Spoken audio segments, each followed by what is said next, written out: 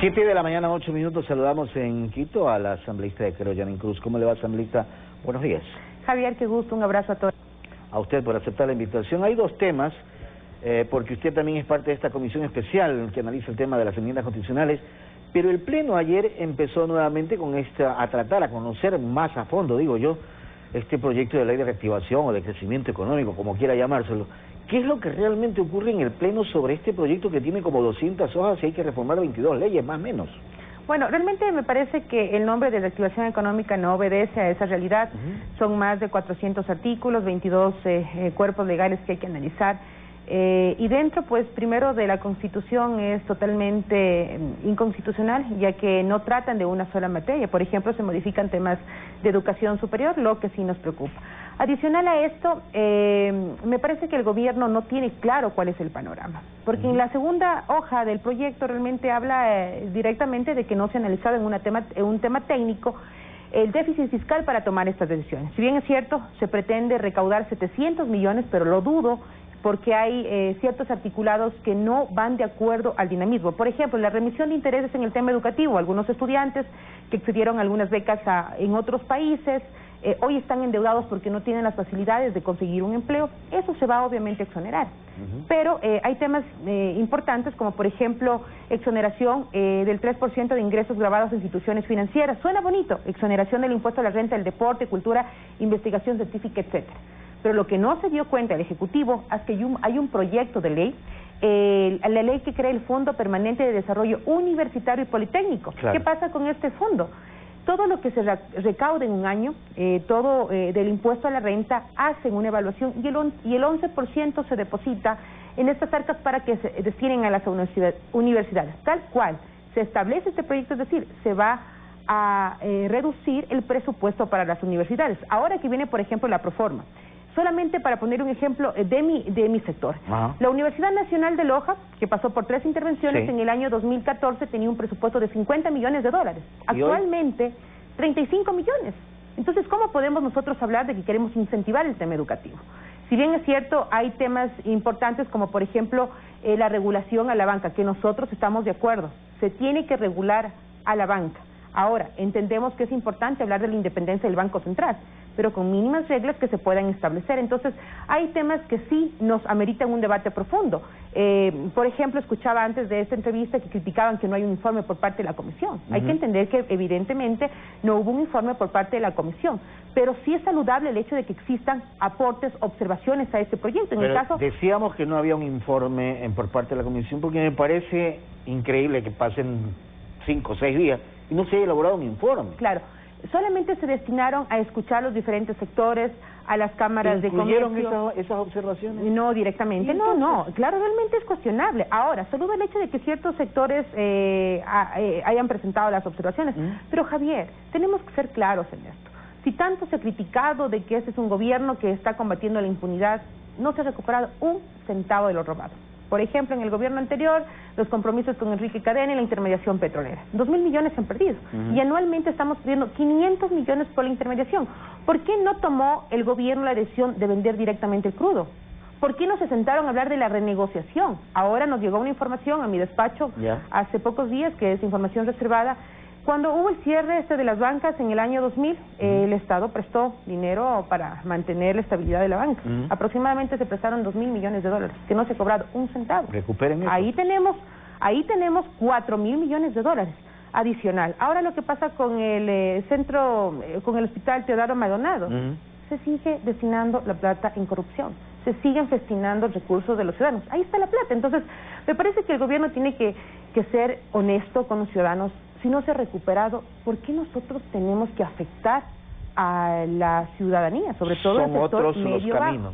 Considero que esto es lo más relevante. ¿Por qué tenemos que pagarle la farra de la corrupción? Sin duda. Entonces, nosotros no hemos obtenido que realmente es eficaz el poder recuperar este capital. ¿Pero dónde está Ramiro González? ¿Dónde está Richard Espinosa? ¿Dónde están los Alvarado? Se llevaron nuestro dinero. Entonces, es la indignación social.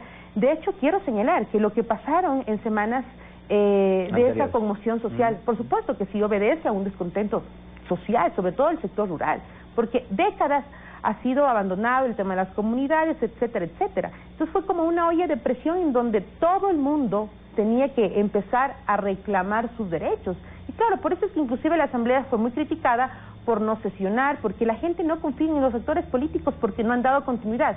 Y también de lado un sistema de impunidad, jueces comprados, autoridades al frente de la Contraloría que no ha pasado absolutamente nada. Entonces yo creo que fue un revés que aún el Ejecutivo no creo que entiende cuál es la lectura de la respuesta social. Nadie sabe, por ejemplo, cuánto hubiese afectado con la eliminación de los subsidios. Aproximadamente hubiésemos recuperado 1.400 millones de dólares. Pero señores, tenemos un déficit fiscal de 7.000 millones. La pregunta es, ¿de dónde iba el gobierno a obtener el otro capital para poder solventar esta deuda? Claro, hay que entender, el sector social más golpeado es la gente de estatus medios bajo. Muchos padres de familia a veces dejan de comer por darles el dinero a sus hijos para que se movilicen. Entonces, claro, esa realidad no entiende el gobierno y nosotros tampoco podemos asumir la irresponsabilidad de la corrupción del gobierno anterior y la negligencia de él. Y usted debe tener claras las cifras que le voy a decir, asambleísta. El impuesto a la renta o el servicio de rentas internas recaudó el año pasado más o menos 15.000 millones de dólares. 10.000, ya usted sabe dónde fueron.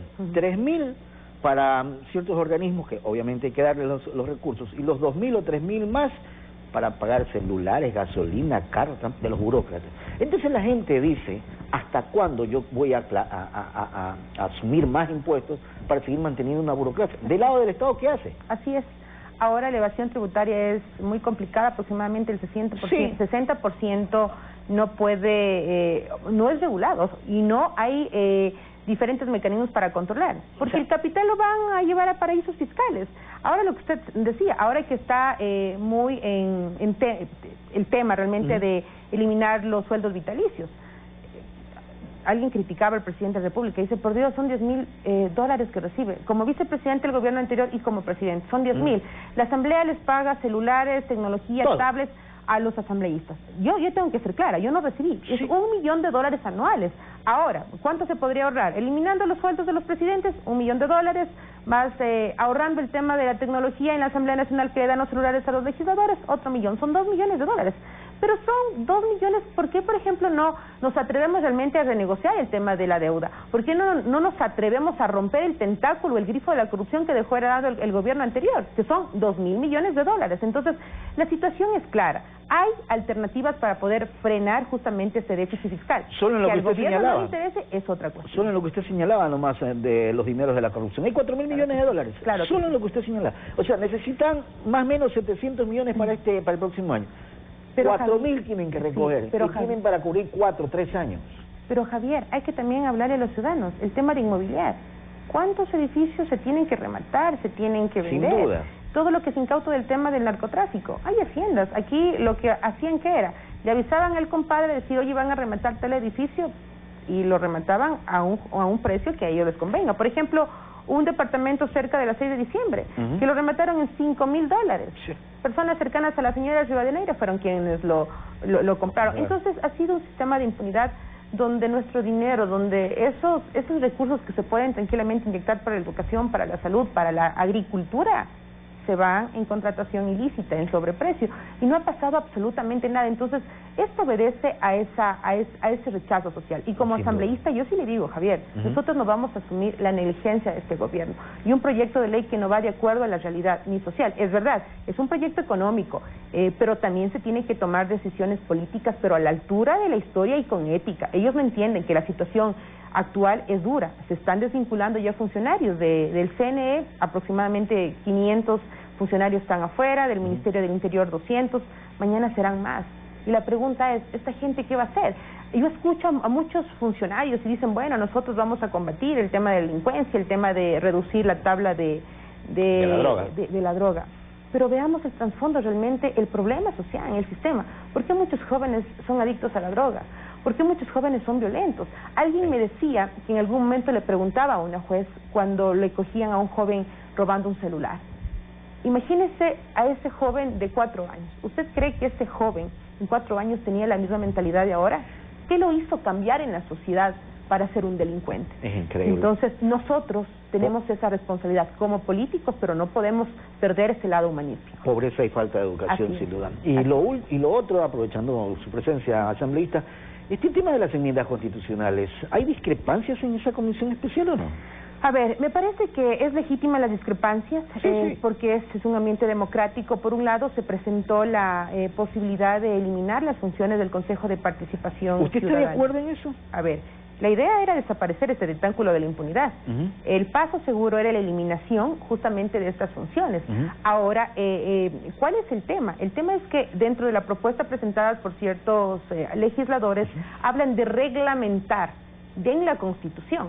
Nosotros hemos sido muy enfáticos, se va a enmendar los articulados que hacen referencia al Consejo de Participación Ciudadana, pero la Asamblea Nacional, es decir, se tiene que reformar la ley orgánica de la función legislativa, porque si bien es cierto se va a modificar esos artículos, pero la próxima Asamblea va a ser la encargada de designar las autoridades de control. Ahora, una vez que llegue esa posibilidad nuevamente a la Asamblea Nacional, ¿cuáles serán los filtros? ¿Cuáles serán los veedores? Porque ya todo eso se tiene que reglamentar. Exactamente. Es lo que usted plantea. Exactamente. Okay. ¿Quiénes van a ser los veedores? ¿A quién van a representar? No es fácil. Entonces, no es fácil y nosotros tenemos que poner esos candados para que no vuelva la Asamblea a compartirse en el Congreso del Reparto. Asambleísta, quiero agradecerle por haber estado con nosotros esta mañana. Que tenga buen día. Un abrazo y qué gusto, A Javier. propósito, este tema de las enmiendas, ¿cuándo ustedes tendrían listo como comisión especial? Bueno, hoy estamos analizando la enmienda que presenté para buscar una fórmula más equitativa para el sector rural en asignación de presupuesto. Tenemos 30 días para presentar al Pleno de la Asamblea. Gracias, asambleísta. Buen día.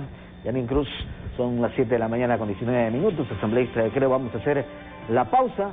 Cuando regresemos estará también Fernando dialogando con el vocal del Consejo de la Judicatura, Juan José Morillo. Ya volvemos.